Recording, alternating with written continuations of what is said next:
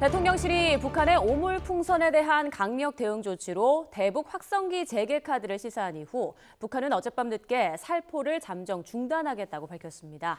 다만 말 그대로 잠정 중단, 언제든 북한이 도발을 재개할 수 있는 만큼 정부와 대통령실은 대북 확성기 재개 등 후속 조치를 논의하기로 했습니다. 자세한 내용 취재기자 연결해서 알아봅니다. 김대겸 기자. 네, 정치부입니다. 네, 후속 조치로 어떤 것들이 논의될 가능성이 있는 건가요? 네, 대통령실은 조금 전 관계부처 회의를 열고 어제 북한이 밝힌 입장을 심층 검토하고 향후 대응 방향을 결정한 방침인 것으로 확인됐습니다. 가장 큰 관심은 어제 대통령실이 시사한 대북 확성기 재개 가능성입니다.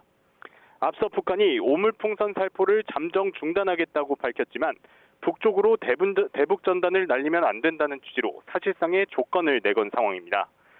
대북 전단을 재개할 경우 100배의 휴지와 오물을 집중적으로 살포하겠다고 밝혀 재도발 가능성까지 열어뒀습니다. 이에 따라 대통령실도 북한의 정확한 입장이 무엇인지 평가하고 분석한 뒤 대북 확성기 재개 여부 등을 최종 검토하겠다는 방침입니다. 대북 확성기 재개를 가로막고 있는 건 지난 2018년 문재인 정부 시절 남북 정상 간 맺은 4.27 판문점 선언과 후속 합의서인 9.19 남북 군사합의입니다. 군사분계선 일대에서 확성기 방송과 전단 살포 등 모든 적대 행위를 철폐하기로 한 건데 대북 방송 재개를 위해선 국무회의를 통해 효력을 정지하는 절차가 필요합니다. 국무회의는 내일 예정돼 있습니다. 따라서 오늘 대통령실과 관계부처 회의를 통해 대북 확성기 재개의 실효성과 여파 등을 따져보는 것으로 보이는데 대북 심리전 최후 수단으로 거론되는 민감한 문제인 만큼 대통령실도 고심을 거듭할 것으로 보입니다.